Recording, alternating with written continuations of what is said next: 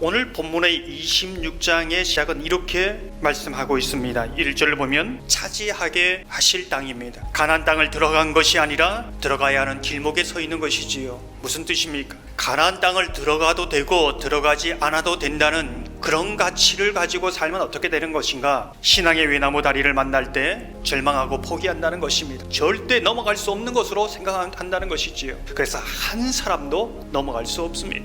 하지만 반드시 들어가야 하는 땅으로 여긴다면 그것이 내 삶의 절대 가치가 되고 귀소 본능이 작동하면 내 인생이 여리고 요단과 전혀 문제되지 않는다는 것이지요. 넘어가야 하고 넘어갈 수 있고 하나님이 함께 하시면 길이 없어도 길이 보이고 열리고 나갈 수 있다는 것을 알게 되는 것이지요. 그런 사람은 모두 그 외나무 다리를 넘어갈 수 있습니다. 여러분은 약속의 땅 천국에 대한 거기에 들어가야 한다는 분명한 귀소 본능 절대 가치를 가지고 살아가고 있습니까? 우리 삶에 다가오는 수많은 외나무 다리를 만날 때 그 모든 어려움 속에서 극복할 수 있는 분명한 이유를 가지고 살아갑니까? 그것을 우리에게 묻고 있는 것이지요. 오늘 본문을 보면 가나안 땅에 들어가야 하는 이 절대가치 귀소 본능, 그 동력, 그 힘은, 그 동기는 매일매일 우리의 삶 속에서 어디로부터 오는가? 이것을 오늘 본문이 보여주고 있습니다.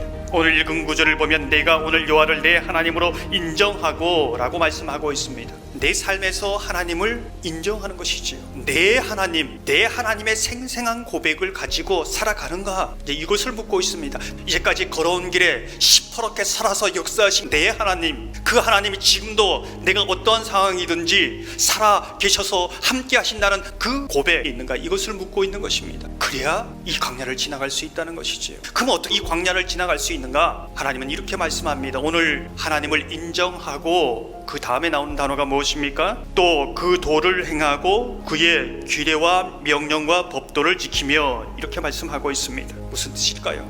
하나님을 생생한 그 믿음의 고백을 가지고 살아갈 수 있는 유일한 방법이 이것밖에 없다는 것입니다. 하나님 말씀밖에 없다는 것이지요. 그 하나님의 말씀, 사실 이 한마디로는 구체적이지 않습니다. 그래서 하나님이 오늘 세 가지로 표현합니다. 규례와 명령과 법도. 한 가지 메시지이지만은 말씀대로 살아라 이것이 아니라 이 세 가지 표현을 통해서 꼭 이 말씀대로 살아라, 하나님의 마음이 여기에 담겨져 있는 것입니다. 히브리 문학에서는 이 세 단어가 표현될 때에 단어가 한 단어 한 단어 넘어갈 때마다 그 의미가의 강도가 굉장히 세워진다는 것이지요. 도대체 어떤 의미일까? 규례는 히브리어로 판에 글자를 새기다 라는 의미를 가지고 있습니다. 고대 근동지방에서는 이 기록을 영원토록 보존하고자 금속판이나 석판에 그 글자를 새겼습니다. 이처럼 하나님의 말씀을 우리의 마음판에 새겨서 영원히 지워지지 않는, 영원히 잊혀지지 않는 그런 말씀으로 내가 가지고 살아야 생생한 믿음의 고백을 가지고 이 기소 본능을 가지고 끝까지 달려갈 수 있다. 어정쩡한 삶으로는 안 된다는 것이지요. 하나님의 말씀을 마음판에 새기라는 것입니다. 그 이후에 오는 부분이 무엇입니까?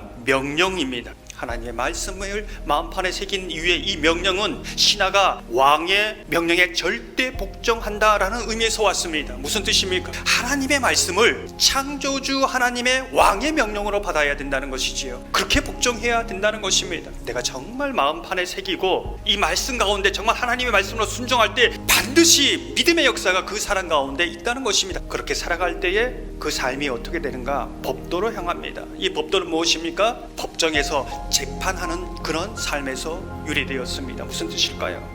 하나님의 말씀을 마음판에 새기고 정말 하나님의 말씀을 순종하며 살아갈 때 마지막 법정 앞에 선다는 것입니다. 의로우신 재판장 앞에 선다는 것입니다. 최종적인 심판대 앞에 선다는 것이지요. 그때 하나님의 의로운 심판이 있다는 것을 기대하게 되는 것입니다. 그냥 하나님의 말씀을 잘 지켜야겠다가 아니라 마음판에 새기고 하나님의 말씀으로 받아야 된다는 것이지요. 인간의 타락이 어디서부터 시작됐습니까? 하나님의 왕의 자리를 끌어내려서 나와 같은 자리에 서게 합니다. 그것도 모자라서 하나님 판단보다 내 판단이 옳고 현실적이라고 생각합니다. 그래서 내가 좋은 대로 행하는 것이지요. 그러나 왕의 명령으로 받는 사람은 하나님의 말씀에 복종해 가면서 내 생각대로 내 뜻대로 되지 않아도 감사하고 하나님의 뜻을 바라보며 묻고 기다리며 신뢰하며 나갑니다. 그런 사람은 최종적인 생명의 부활로 나올 것이라고 말씀하고 있는 것이지요. 사랑하는 성도 여러분, 저와 여러분이 하나님을 인정하는 삶을 살아가시기를 소망합니다.